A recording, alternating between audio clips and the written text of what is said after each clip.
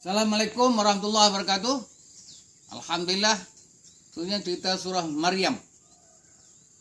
Dalam surah Maryam ini cerita mengenai cerita Maryam, ibu kepada Nabi Isa alaihissalam.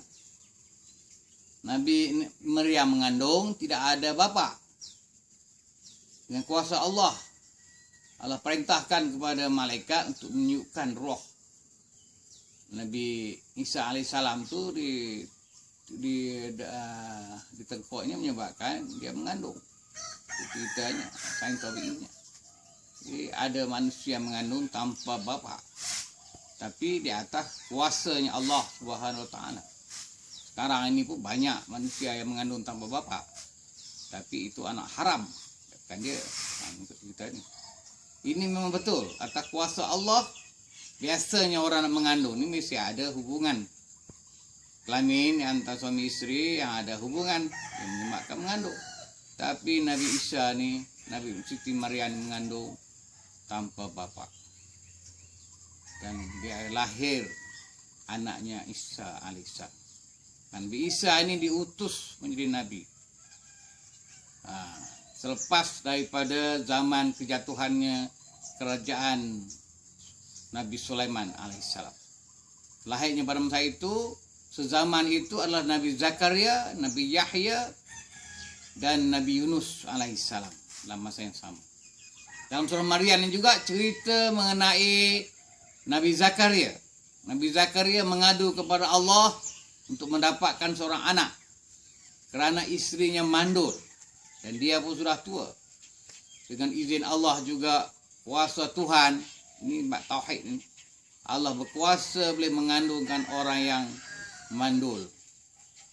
Itulah Nabi ibu kepada Nabi Yahya mengandung, batu isteri pada Nabi Zakaria mengandung, melahirkan anaknya Yahya. Dan Allah Nabi Yahya terkenal, ya Yahya khuzil kitab biquwah. Yahya, berpeganglah dengan kitab yang turunkan padanya, yaitu Suhuf dan juga kitab Taurat dan kitab Injil dengan kekuatan. Nabi Yahya sedia berdakwah kepada di kalangan Bani Israel untuk menyampaikan ajaran yang benar. Kitab Taurat yang disampaikan oleh Nabi Musa alaihissalam dan ajaran benar yang disampaikan dalam ajaran kitab Injil diturunkan Nabi Isa alaihissalam. Itulah kerja Nabi Yahya. Tapi orang Yahudi marah pada Nabi Yahya dan dibunuh Nabi Yahya. Begitulah juga bapaknya Nabi Zakaria pun sebelum itu dibunuh oleh kalangan Bani Israel atas dasar untuk menegakkan kebenarannya ajaran agama wahyu. Karena pada masa itu di kalangan Bani Israel telah mewujudkan sebuah agama baru yang dikenali dengan agama Yahudi. Agama Yahudi ini dia cakap, kata dia nak ikut Taurat. Sebenarnya ajaran agama Yahudi ini menyeleweng daripada ajaran agama Taurat. Agama yang dibawa oleh Nabi Musa alaihissalam. Di antara penyelewengan akidah, mereka percaya mengatakan Uzair itu anak Allah, sedangkan Uzair itu seorang yang soleh. Dan begitu juga mereka mengubahkan hukum hakam, ketentuan apa yang terdapat dalam kitab Taurat. Di antaranya hukum mengenai riba. Riba itu hukumnya haram. Mereka mengatakan riba itu boleh. Riba itu sama saja dengan meniaga. Meniaga dapat untung, riba pun nak untung. Sedangkan untung cara jual beli itu adalah harganya adalah berpatutan di bawah daripada harga riba, tapi mengikut niaga yang ditunjuk oleh Nabi kita Muhammad SAW. Tapi cara Yahudi ini mengambil lebihan. Apabila seorang itu berurusan cara berhutang, dia punya pembayarannya lebihan daripada harga pokok. Pengaruh ekonomi yang berhutang cara riba itu sehingga sekarang berlaku di transaksinya di dunia sekarang ini, mengikut kepahaman ekonomi kapitalis yang asalnya adalah daripada mengikut kepahaman Yahudi dalam ekonomi. Inilah ceritanya dalam surah Al-Maryam ini, dan sebetulnya cerita juga tentang Nabi Isa alaihissalam untuk menyampaikan seorang dakwah.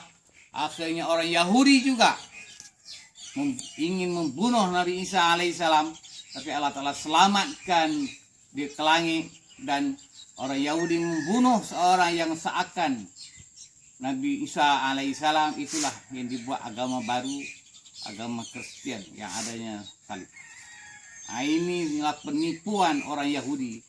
Tujuan agama Kristen itu adalah untuk orang ramai, sedangkan agama Yahudi itu eksklusif untuk di kalangan penganut agama Yahudi sahaja yang terdiri di kalangan yang dikatakan Bani Israel. Tetapi Bani Israel, Yahudi sekarang ini, Yahudi dulu adalah berdasar kepada keturunan Arab. Sekarang ini Yahudi sekarang pengaruh Bani Israel itu pada orang Eropa, orang Rusia, Amerika, dan juga pengaruh pada dunia yang berkawin dengan orang-orang Yahudi, yang tujuannya untuk mengembangkan penganut dan juga dia punya pengaruhnya di dunia. Wabillahi taufiq wal hidayah. Assalamualaikum warahmatullahi wabarakatuh.